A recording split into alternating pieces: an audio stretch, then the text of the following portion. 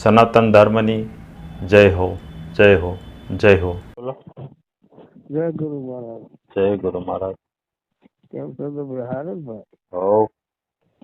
2 વર્ષમાં ફોન કર્યો તો. હે 2 વર્ષમાં કે ફોન કર્યો તો. હા હા. પછી લાલા ગુરુ મહારાજ કરી. હે કીધા ગુરુ મહારાજ કરી હમણાં ઠીક ઠીક ઠીક. જય ગુરુ મહારાજ, જય ગુરુ મહારાજ. કઈ કામમાં નથી ને? ના ના. સંતુભાઈ, હું આ એક વિચાર કેળો કરવા ઉગમ ફોજ આ બધા રહ્યા. હવે ઈ કે અડધી કલાકમાં એક બોધ હાથી થા કે ઓલો આત્મા જણાય જાય. અમુક તો આખી જિંદગી વહી જાય તો નથી કઈ થતો નહીં, અડધી કલાકમાં થઈ જાય. અગાઉનું ભજન હોય ને, હે અગાઉનું ભજન હોય, અગાઉની સમજણ હોય, અને જે શાસ્ત્રો છે આપણા સનાતન ધર્મના જે શાસ્ત્રો છે એ શાસ્ત્રોનો પેલા અભ્યાસ કર્યો હોય, સત્સંગ સાંભળ્યો હોય, બરોબર.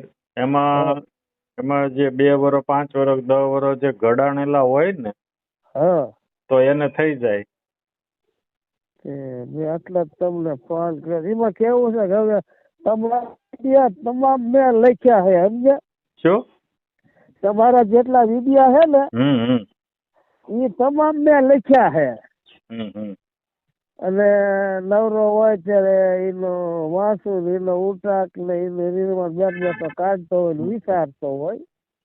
જો બોધ જયારે થાય ને, હા બોધ થાય ત્યારે જે વીજળીનો ચમકારો થાય ને, એ કેટલી વાર લાગે? ના, એ તો 1 સેકન્ડ કે. હા, તો બોધ થાય ત્યારે એટલી જ વાર લાગે છે. બોધ થવામાં કઈ આજ તમને બોધ આપ્યો પછી એને થાતા 5 વર્ષ 10 વર્ષનું એવું નથી થતું. બોધ થાતા વાર નથી લાગતી.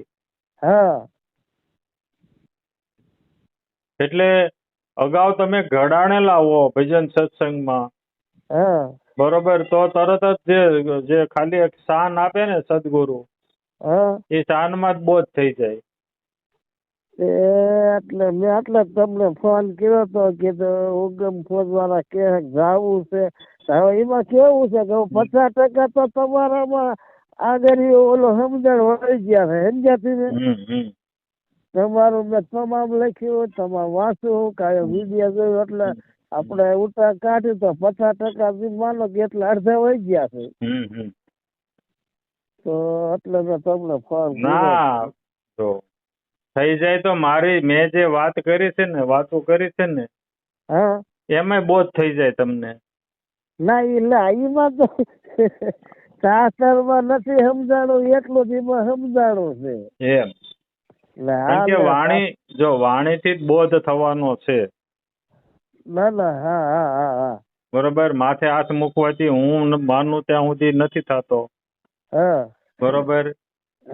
તમને કાન પકડીને વળ દઈને ઓલું કરે તો એ નથી થાય એવું. ના, નથી થાય એવું. વાણીથી તે હું બોલું ને તમે સાંભળો. બરોબર. તમારા સદગુરુ હોય, કોઈ પણ હોય, બોલે ને તમે સાંભળો.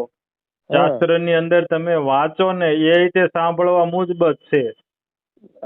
શાસ્ત્ર ની અંદર જે લખ્યું છે, સનાતન ધર્મના જે શાસ્ત્રો છે, મુખ્ય એની અંદર જે લખ્યું છે, બરોબર, એ વાંચવાથી પણ બોધ થઈ જાય.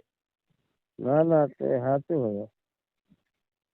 એમ હવે એ માનો ને આપણા કઈક સંતો રહ્યા એટલે અમુક જ ગુરુ નથી કર્યા ને.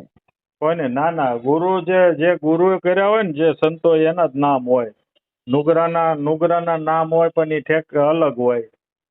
સમજાણું. હા, જે સંતોએ જે ગુરુ કર્યા હોય ને એના જ નામ હોય ને એના જ આપણે નામ લઈએ. નુગરાના કઈ નામ રહે નહીં.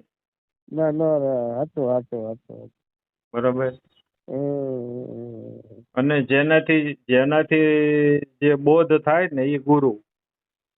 તમે રામાયણ વાંચતા તમને રામાયણ માંથી બોધ થઈ જાય તો એ રામાયણ તમારો ગુરુ.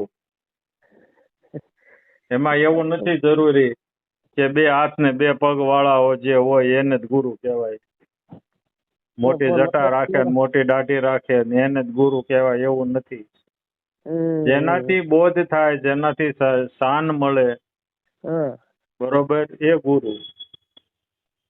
સંતોષભાઈ, હવે આ તમારા વિદ્યા તમારો સત્સંગ હા ભલે માનો 50% તો વી જ ગયા, એટલી તો સમજણ આવી જ જાય છે કે આ વસ્તુ ખોટી છે અને આ વસ્તુ સાચી છે. એટલે ના સાચી હોય ને પકડો. ના ના બરોબર બરોબર બરોબર એમ. પછી એ હાવ પકડાઈ જાય છે, પછી તમને સાચું ખોટું નહીં રહે. ના ના હા હા હા એટલો ફેર રે સાચું તમારું. હા, ત્યાં પછી સાચું મટી જાય છે ને ખોટું મટી જાય છે. જો જો ગુરુ મહારાજ. હા, જય ગુરુ મહારાજ. જય ગુરુ. આગળના વિડીયો જોવા માટે આ રીતે ચેનલ સબસ્ક્રાઈબ કરો.